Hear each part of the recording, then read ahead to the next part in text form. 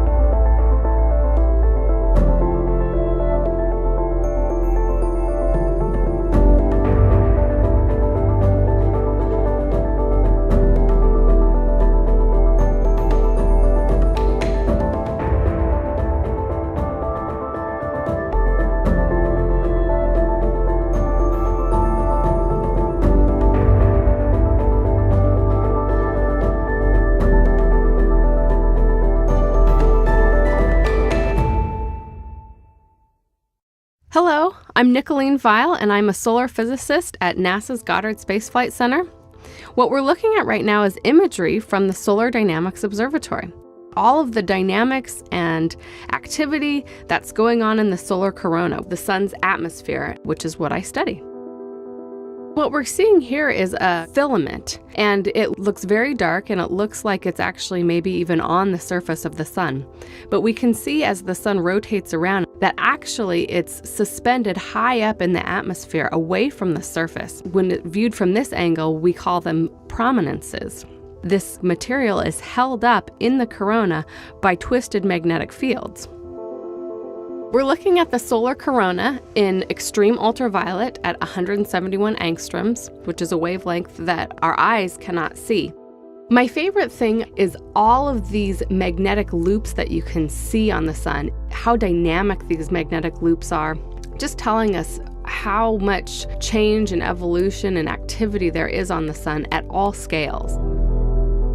We can see on the northern part of the sun that a prominence rotates onto the disk of the sun, and then it erupts in a giant coronal mass ejection. And all of that magnetic energy and all of the plasma that was trapped on those magnetic field lines launches out into the solar system.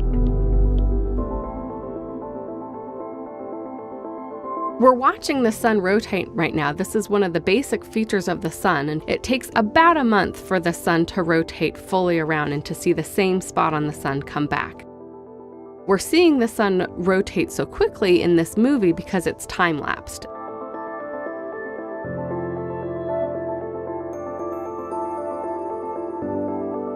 When the sun jumps around, that's actually the Solar Dynamics Observatory moving around and pointing in different directions. Sometimes they have to point away from the sun so that they can calibrate their sensors, the cameras.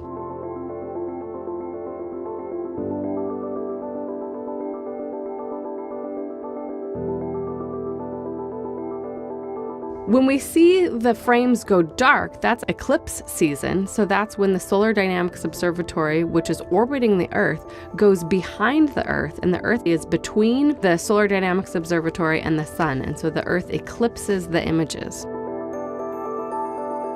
These really bright spots, called active regions, have concentrated magnetic field and concentrated heating because of this extra magnetic field and the extra energy due to it. There are more active regions during solar maximum and fewer active regions during solar minimum, and often these active regions can lead to solar eruptions such as solar flares and coronal mass ejections. I study the coronal heating problem. That is, why is the solar corona so much hotter than the solar surface below it? And we know that it has to do with the magnetic field, which is constantly dynamic and evolving and ejecting energy into the solar corona. And you can really get a sense of that when you watch these Solar Dynamic Observatory movies.